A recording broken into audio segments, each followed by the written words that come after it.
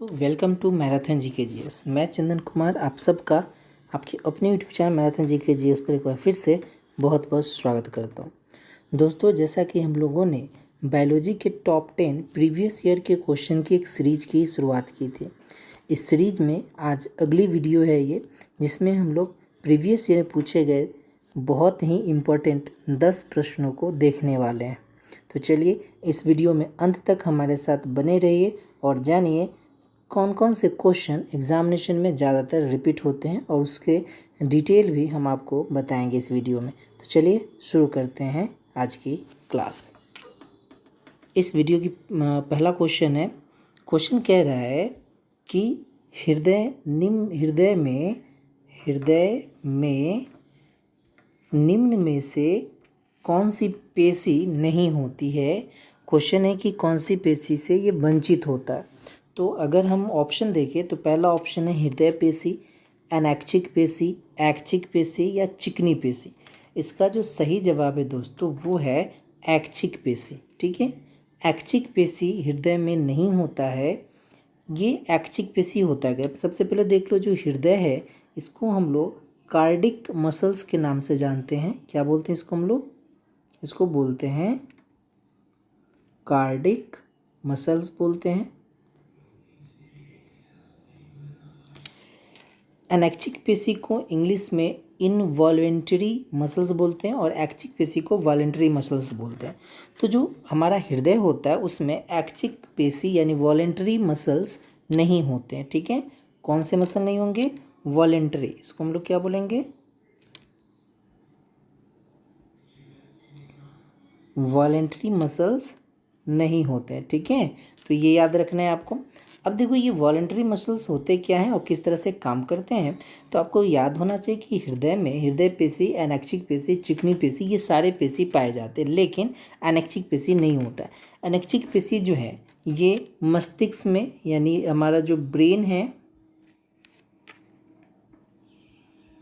मस्तिष्क में, ब्रेन में और रीढ़ में जो हमारे पास सिग्नल्स होते हैं, रीढ़, उसमें ये उसके नियंत्रण के रूप में कार्य करता है। तो ऐच्छिक पेशी हमारे कहाँ होते हैं? मस्तिष्क में और रीढ़ में इसके नियंत्रण का कार्य करते हैं। तो ये आपको याद हो जाना चाहिए। चलिए दोस्तों, चलते हैं दूसरे प्रश्न की ओर। प्रश्न है, निम्न में से कौन सा कवकी रोग है? कवकी रोग का मतलब जो कवक से फैलता है उस रोग की बात है। ऑप्शन में है धवल रोग या सफ़ेद कोढ़, जिसको आप इंग्लिश में ल्यूकोडर्मा भी कहते हैं, एक्जिमा है, दाद है और हाथी पाँव है। इसका सही जवाब है दाद। जो दाद खाज होता है, रिंग वर्म जिसको बोलते हो, वो हमारे कवक के कारण होता है। ठीक है, तो दाद याद रखना है। याद रखना दोस्त, फफूंद रोगों को हम लोग इंग्लिश में एक वर्ड यूज किया जाता है, माइकोसिस। याद रखना, जो फफूंदी से या कवक से जो रोग होते हैं उसको हम क्या बोलते हैं? माइकोसिस के नाम से जानते हैं। इसे मनुष्य के शरीर में ऊतकों में प्रवेश के आधार पर 4 ग्रुप में बांटा गया है। ठीक है, कि कवक हमारे शरीर में कैसे कैसे जाते हैं, उसमें 4 आधार पे बांटा गया है। याद रखना, पहला है सतही माइकोसिस। सतही माइकोसिस जो होता है, इसमें त्वचा या बाल की सतह पर ये बीमारी जो है कवक जाके लग जाते हैं और इसके कारण ये सतही माइकोसिस होते हैं। दूसरा होता है त्वचीय माइकोसिस। ये त्वचा, नाखून या बालों के ऊपरी परत पर जमता है और एथलीट फुट और दांत इसी के संक्रमण में शामिल होते हैं। याद रखना है, एथलीट फुट बीमारी होती है उनके कारण। तीसरा है चमड़े के नीचे माइकोसिस। ये संयोजक और हड्डी के ऊतकों में शामिल करने के लिए त्वचा के नीचे ये कवक घुस जाने के कारण होता है। और चौथा होता है प्रणालीगत या गहरी माइकोसिस। आंतरिक अंगों में संक्रमण के कारण ये पूरे शरीर में फैल जाता है। तो याद रखना है आपको कि कवक जो है इसके शरीर में प्रवेश के आधार पर 4 भागों में बांटा गया है। तो आई होप ये प्रश्न आपको समझ में आ गया होगा। चलते हैं तीसरे प्रश्न। छोटी माता चिकन पॉक्स किससे पैदा होता है? ठीक है, ऑप्शन है DNA विषाणु द्वारा, वेरियोला विषाणु द्वारा, स्ट्रेप्टोकोकस के द्वारा या विब्रियो कॉलेरी के द्वारा। इसका सही जवाब होता है वेरियोला विषाणु के द्वारा। ये याद रखना। ठीक है, वेरियोला विषाणु के द्वारा चिकन पॉक्स होता है। चिकन पॉक्स छोटी दाद वायरस, इसको वेरिशेला जोस्टर वायरस के नाम से भी जानते हैं। इन शॉर्ट आप इसे VZVV कह सकते हो, कि प्राथमिक संक्रमण के कारण ये एक छूत की बीमारी होती है, जो संक्रमण मतलब छुआछूत के कारण फैलता है। इसमें सारे शरीर में लाल चकत्ते बन जाते हैं और इसे हम चिकन पॉक्स के नाम से जानते हैं। ठीक है, तो चिकन पॉक्स होता है वेरियोला विषाणु के कारण, तो ये याद रखना है। चलते हैं अगले प्रश्न की ओर, जो क्वेश्चन नंबर 4 है आपका, वो है किसी बच्चे में लिंग का निर्धारण कब होता है। दोस्तों यह प्रश्न आपका CGL 2012 में पूछा गया था। ठीक है, इसका सही जवाब है अंडाणु के निषेचन के समय, यानी जब एक फर्टिलाइज होता है उस समय बच्चे में लिंग का निर्धारण होता है। आपको पता है कि बच्चे में लिंग का निर्धारण जो है ये पिता के क्रोमोसोम पर निर्भर करता है। किसके क्रोमोसोम पर निर्भर करता है? पिता के क्रोमोसोम पर निर्भर करता है। ठीक है, और जब निषेचन होता है, निषेचन कहने फर्टिलाइजेशन होता है, तो उस समय लिंग का निर्धारण हो जाता है। अच्छा, कभी कभी पूछ देता है कि निषेचन की क्रिया कहाँ होती है, तो डिंब वाहिनी नली, जो एग वाले पाइप होते हैं, एक तरह से कह लो डिंब वाहिनी नली कहते हैं हम इसे, आप इसे याद रखना। निषेचन कहाँ होता है? डिंब वाहिनी नली में। ठीक है, डिंब वाहिनी नली में निषेचन की क्रिया होती है। क्लियर हो गया? अब चलो, निषेचन होता है क्या ये समझ में आना चाहिए। शुक्राणु और अंडाणु जब एक साथ मिलते हैं उस क्रिया को हम निषेचन कहते हैं। चलते हैं अगले प्रश्न की ओर। अगला प्रश्न है आपका, निम्न में से कौन सा प्राइमेट आधुनिक मानव के निकटतम है। देखो, प्राइमेट जो वर्ड यूज किया गया, प्राइमेट का मतलब होता है कि एक ऐसा कैटेगरी जो इंसान के साथ साथ ऐप, लंगूर, इन सबों का एक समाहित रूप होता है, उसी वर्ड को प्राइमेट बोलते हैं। इसमें आपके मैन हो गए, लंगूर हो गए जिसको ऐप बोलते हो, मंकी हो गए, ये सब शामिल होते हैं। वैसी कैटेगरी को क्या बोलते हैं? प्राइमेट बोलते हैं। और आपको पता होना चाहिए इसका जवाब होता है चिंपैंजी। क्या होता है इसका जवाब? चिंपैंजी आपका सही जवाब है। ठीक है, चिंपैंजी प्राइमेट आधुनिक मानव के निकटतम होता है। प्राइमेट स्तनपायी जीव होते हैं जो प्रोसिमस और सिमियस की तरह जीव हैं। चिंपैंजी उष्णकटिबंधीय जंगलों में पेड़ों पर निवास करते हैं, जैसे गोरिल्ला, गिबन, ओरेंग उटेन, ये जो तीनों दिख रहा है ये तीनों आपके प्राइमेट्स हैं, बट मनुष्य के निकट जो होता है वो है चिंपैंजी। याद रखना है आप। चलिए चलते हैं अगले प्रश्न की ओर। अगला प्रश्न हमारा छठा क्वेश्चन है, लिंग हार्मोन क्या होता है। देखो, लिंग हार्मोन जो है इसमें ऑप्शन है कार्बोहाइड्रेट होता है, एनाबोलिक स्टेरॉइड्स होते हैं, विटामिन्स होते हैं, एल्केन होते हैं। इसका सही जवाब है एनाबोलिक स्टेरॉइड होता है।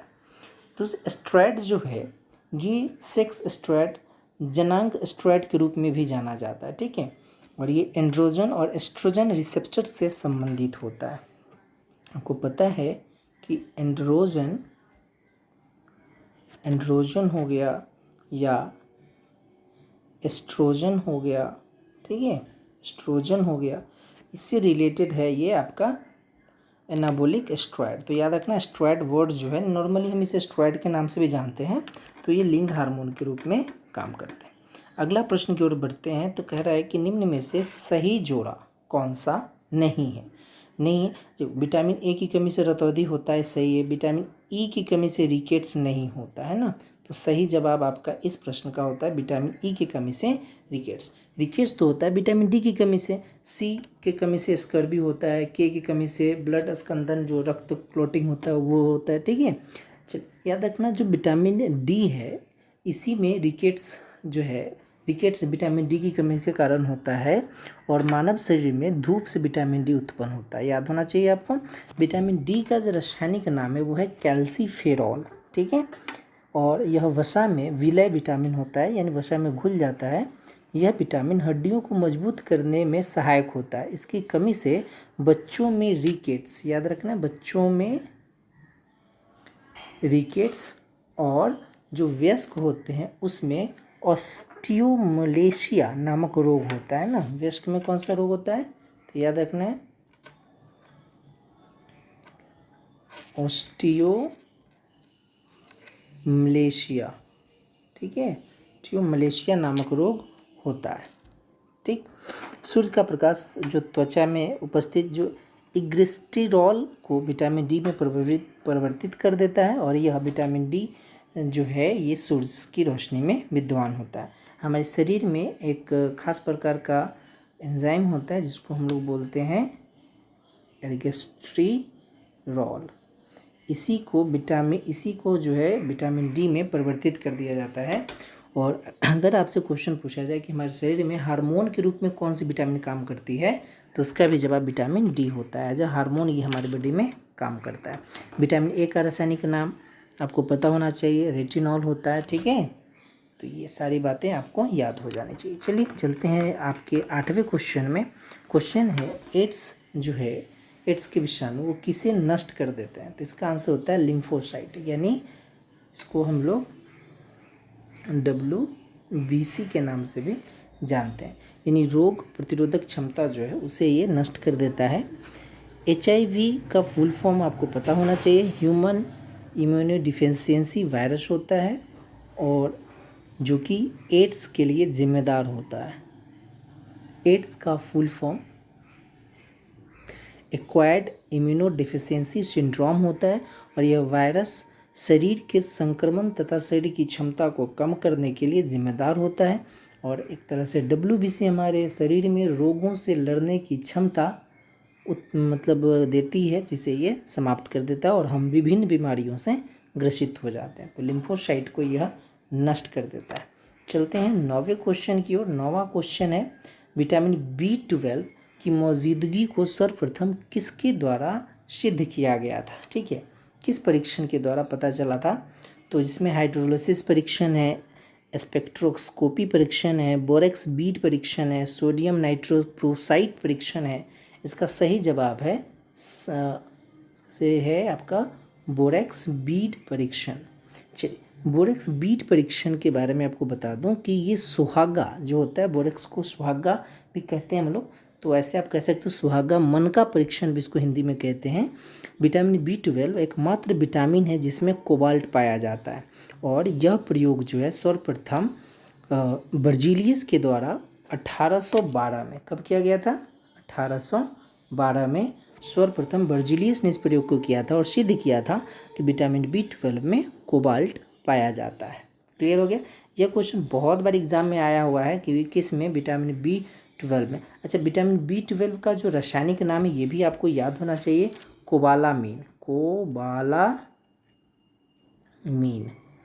कोबालामीन जो है वो विटामिन B12 का रासायनिक नाम होता है। चलते हैं 10वें और आखिरी क्वेश्चन इस वीडियो का, जो है भ्रूण के पोषण में कौन सी संरचना सहायक होती है? अब देखो, भ्रूण का मतलब जो नवजात शिशु होता है, गर्भ में जो गर्भ में जो आता है उसके बारे में कहा जाता है और इसका सही जवाब होता है प्लेसेंटा। प्लेसेंटा दोस्त ये एक नली होती है जो माँ के शरीर से बच्चे के शरीर में अटैच्ड होता है। ठीक है, और माँ के रक्त की आपूर्ति के माध्यम से पोषक तत्व हो, अपशिष्ट उन्मूलन हो, गैस आदान प्रदान हो और ये गर्भाशय की दीवारों को विकासशील भ्रूण से जोड़ के रखता है। और भ्रूण के पोषण में प्लेसेंटा का बहुत बड़ा योगदान होता है। तो आई होप ये 10 क्वेश्चन आपको समझ में आ गए होंगे। तो ये 10 क्वेश्चन आप ध्यान में रखिएगा, याद कर लीजिएगा। ये सारे प्रश्न आपके एग्जामिनेशन में पूछे गए हैं और प्रीवियस ईयर के पूछे गए प्रश्नों का ही ये सीरीज़ हम आपके लिए लेके आते हैं। तो चलिए दोस्तों, इसी के साथ इस वीडियो को यहीं पर समाप्त करते हैं। अपना ध्यान रखिए, घर में रहिए और मैराथन से जुड़ने के लिए बहुत बहुत धन्यवाद। Thank you.